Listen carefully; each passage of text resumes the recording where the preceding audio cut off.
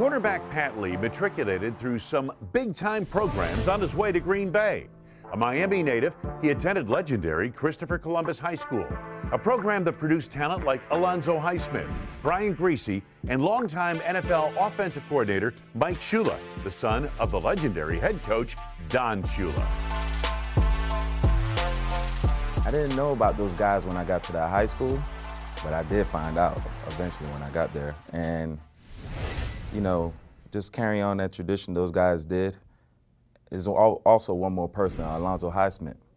He went there too. And matter of fact, me and him, you know, we kind of stay in touch a little bit, but he went there too, and we battle about who was the best athlete coming out of Christopher Columbus. But, you know, I try to carry on the tradition from Christopher Columbus because it's a great school and a great program down there, and it's still doing good right now. They even have alum weekends like how Green Bay is. The burgeoning cornerback suited up for Auburn, where he played on an undefeated national championship team. The Packers liked what they saw and drafted Lee in the second round of the 2008 draft. My parents was the one that told me that I was going to get drafted by Green Bay Packers before the draft even started. It was like, you know, you're from Miami, you know, it's hot down here, I'm going to see you in the cold, and I think it's going to be Green Bay. And that's how my dad told me just like that. And it happened. They called me. I was like, oh man, it's awesome, man. Wow, he must have had a vision or something. Oh, he did. Hey, I'm happy for it. After being drafted by the Packers, you played behind some really good players, Al Harris, Charles Woodson. Tell me about their influence on you on and off the field. Oh man, it was funny when I got drafted by Green Bay. It was like, why I'm getting drafted by Green Bay and they got Al Harris and Charles Woodson at corner already. But, you know, learning from those two, the GOATs, basically, it was amazing. You know, those guys taught me a lot. I still stay in touch with Woodson. Me and him golf. We stay in Orlando. He stay in Orlando too. And we golf together sometimes over at his country club, or we golf at my area too. So, but man, learning from them dudes. Yeah, I'll bet.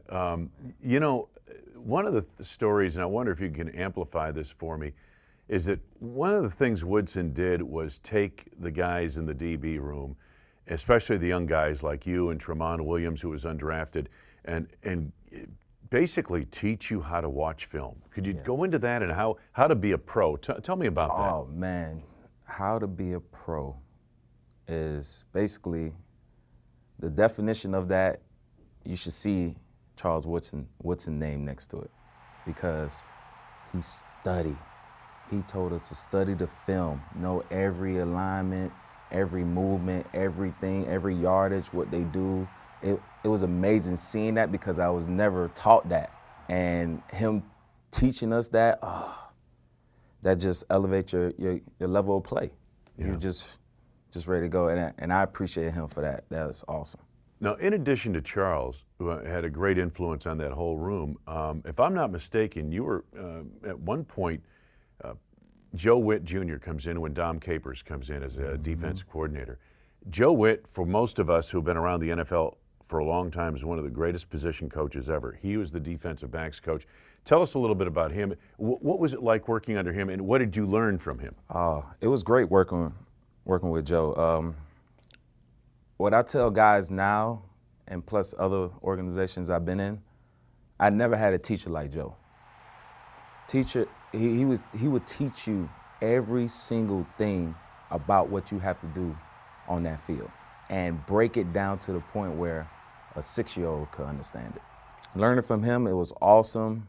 Your game level of knowing the playbook is going to be high because he's teaching you the game, and it's very important to him, and you can see the way he teaches it and loves it. And, you know, I've been around Joe a long time. I've been around his father a long time. His father coached at Auburn 25 years. He's still there now.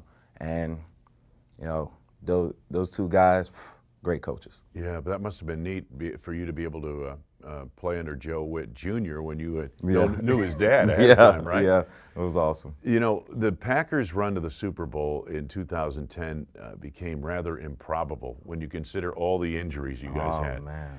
I'll never forget that season. You started out as one of the favorites. By mid-season, you're decimated by injuries. Yeah. What was the feeling at mid-season in the locker room? Oh man, it was rough for me, but I knew my teammates. They was all rooting for each other. You know, they all picked us up one by one. All the guys who was injured and stuff, we all stayed together, and it just felt okay. It felt good. Felt at home. Felt like a family. You know, yes, you're gonna have bumps and bruises. You got to get over it here and there, but it was time to roll. So mid-season, it was just lights on and just get healthy. Pat, was there a point that you can remember that crystallized that team a Super Bowl team? Because there's a point where all these teams evolve to become a Super Bowl team or they don't. Was there a point in that season that jumps out to you that this is where you said, hey, we can do this?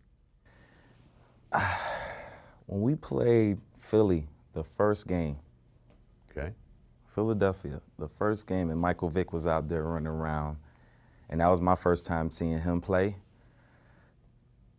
The way we was out there running around, stopping him, I remember he had a long run, and Nick Collins ran him down and basically was on the oxygen tank after that. It was a long run, but it was awesome. It was just, from right then and there, I knew we had something that year because everybody was out to play just 110%. I don't know if you realize, Pat, but that was the first game that Green Bay had won in Philadelphia since 1962.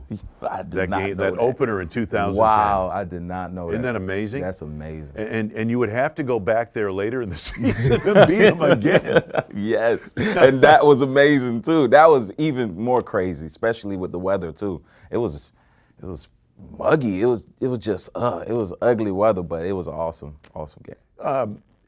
The following week, after Tremont gets the interception to seal the deal in Philadelphia. Now you guys move on. You're going to play Atlanta, well-rested Atlanta, #1 seed in Atlanta. In Atlanta. Tell me about that. Oh man, Tremont pick. Yeah.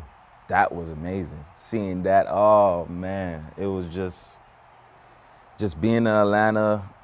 I had probably over 20-something family members there at that game. It was just because Auburn is down the street.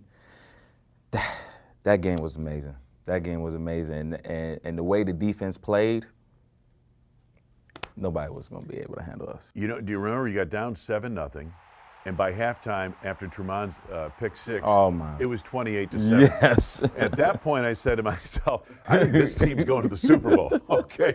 I didn't know what was in store for the following week, but I said, this is a Super Bowl team. Oh, that was a great run, man. It was awesome. And then you played Chicago in that NFC Championship game. I mean, you're talking about and that the nice two weather.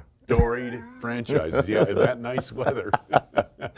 That was amazing. Sam had a great game that game, too. He had an interception to take us on. Yeah. And BJ Roger, his little dance. Oh, man, you bring back too many memories, and I love it. Oh, man, then we get to the Super Bowl, and then Charles Woodson go down. Yeah. Oh, I got an opportunity to come in and help him out and lock down my position and do my job right. So that was a great experience, too. Wasn't the Super Bowl kind of a reflection of your season? It was amazing because you'd start out the game with your starters, then you'd have these injuries. Driver went out, Woodson goes out. Guys who probably were just like going to play special teams are all of a sudden at the end of that game playing. And Jared Bush, everybody just it was time to go. Most will tell you it is special to get the opportunity to play in Green Bay. And it's more than about football to guys like Pat Lee. I remember staying downtown in my condo and leaving to go to practice. And I think it was like a little snowstorm or whatever just happened. And all right, I had to wake up early to leave because, you get there late, you might get fined. I don't want to get fined. That's a couple thousand. So I left around 5 o'clock in the morning, and I'm leaving out of my garage, and my truck gets stuck in the snow. Ooh. It's stuck in the snow, and I'm sitting here, I'm like, all right, I'm going to be late today. I'm going to lose a couple grand, whatever. And I see 4 people, big old jackets, 4 shovels, and I'm like, what is going on? They're about to take me out or something? Came to my truck, knocked on the window. Hey, Pat, they knew it was me. Hey, Pat, we got you. You can stay in the truck. We're going to shove you out and push you out. Don't worry about it. Wow. 10 minutes got me out of there. Oh, I can't thank those people enough. And that right there, you know, just Green Bay. Green Bay is awesome. I love it. I miss it.